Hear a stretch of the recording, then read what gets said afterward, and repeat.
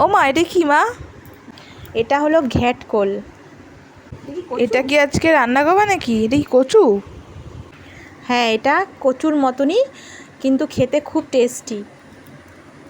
খেতে ভালো হবে তো? গলা চুলকাবে না তো? তুমি অন্য কচুগুলো যেরকম রান্না করো না, সেগুলো ভালো লাগে খেতে। না না, গলা চুলকাবে না। দেখ না কীভাবে রান্না করি। দেখ, প্রথমে কচুগুলো ভালো করে ধুয়ে নিয়েছি। এবার এরকম ছোট ছোট করে কেটে নিচ্ছি। এরকম কেটে নিয়ে এবার কড়াইতে ভালোভাবে এটা নাড়াচাড়া করে নেব, মানে পোড়া পোড়া টাইপের করে নেব। কড়াইতে, শুকনো কড়াইতে এটা দিয়ে দেবো। দিয়ে নাড়াচাড়া করে কড়াইটা হালকা গ্যাসের হালকা থাকবে। তো দেখ, এইভাবে হয়ে যাবে।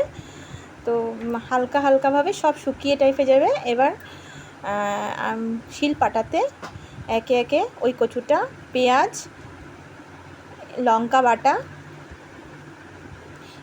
কালো সর্ষে আর সাদা সর্ষে আর একটু পোস্ত বাটা, লবণ, চিনি,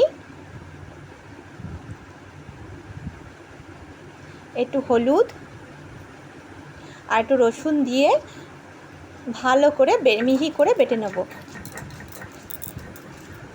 এটা খেতে খুব ভালো লাগবে এটা। আর এটা লঙ্কাটা একটু বেশি দিতে হবে।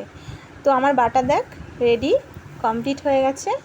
তো এবার শুকনো কড়াইতে পরিমাণ মতো তেল দিয়ে আর কালো জিরে ফোড়ন দিয়ে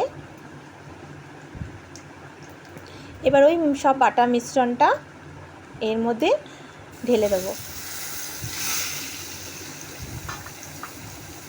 এবার ভালো করে নাড়াচাড়া করে বেশ গাটা শুকিয়ে আসবে। এই জলটা বেশ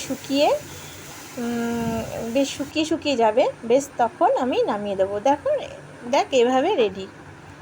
তো এইভাবে এই ঘ্যাটকোল রান্না করলে খেতে অসাধারণ লাগে। আর এতে খুব ভালো লাগে, এ দিয়েই সব ভাত খাওয়া যায়। যারা খায় না তারাও এটা খাবে। এটা আগেকার দিনে ঠাকুমারা, মাসিমারা যারা হোক, আগেকার দিনে এটা খুব ভালো বানাতো। এটা সবাই খায় ভালো।